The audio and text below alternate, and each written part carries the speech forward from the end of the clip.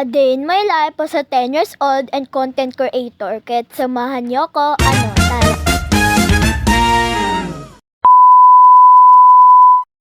At ayan nga, nagising na ako. Di ko pala gagayan si Erica Pineda. At ayan nga, nakatulala pa ako dyan. Anong iniisip mo, te? Kaya samahan niyo ko sa a day in my life ko. At ayan nga, nagsuklay na ako. Kasi parang bruha na ako. At ayan nga, hindi ako makaligpit. Dahil tulog pa si Mi. Kaya naisip ko, magtali na lang ako. O diba, napakatagal ko magtali. Kita pa yung kilikili ko. So 10 AM na nga niya. Hali na talaga ako nagigising. Araw-araw. Sulitin na natin. Kasi wala namang pasok. At ayan nga, pagkagising ni Mi, nagligpit na ako agad. Parang naman pagkagising ni Tisoy, maglalaro na lang siya. At ayan nga, nagtutupid ako ng higaan namin. Hindi pala foam yung higaan namin. Sapin lang. Grabe, nagagay ko pa rin si Erica Pineda. At ayan nga, nagising na si Tiso. Nagyaya agad siya lumabas. Dahil gala kami. Walang ganon. Kahit wala pa kaming almusal, nasa labas na kami agad. At ayan nga, pupunta kaming dulo. Dahil ayun lang ang pasyalan namin. Dito sa Elang Silangan. Buti nga may pasyalan pa.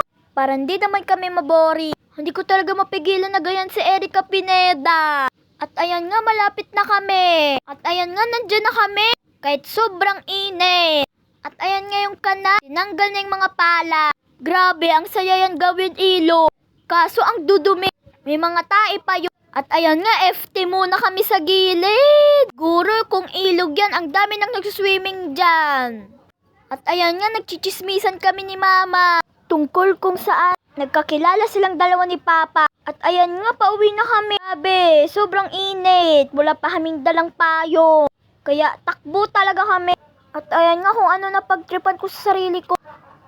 1, 2, 3, go! At ayan nga, nakaligo na ako. At ayan nga yung mga gawa namin bulaklak. Grabe, napakakalat namin. At ayan nga yung gawa ko na slice cake. Kung gusto nyo bumili, pumunta kayo dito sa Elang Silangan.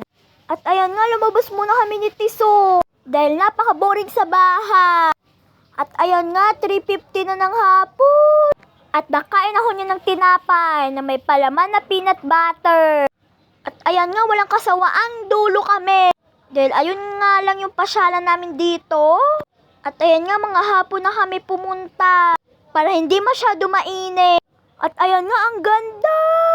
Parang sa probinsya ni na Mama. Sa Capiz. Dapat pagpupunta kayo dito hapon. Para hindi mainit. At ayan nga yung magtatlong kaibigan.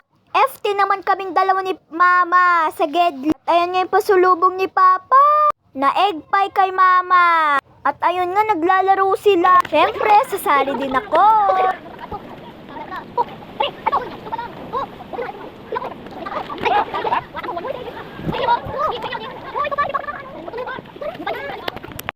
At nilaro nga namin yung luksong baka.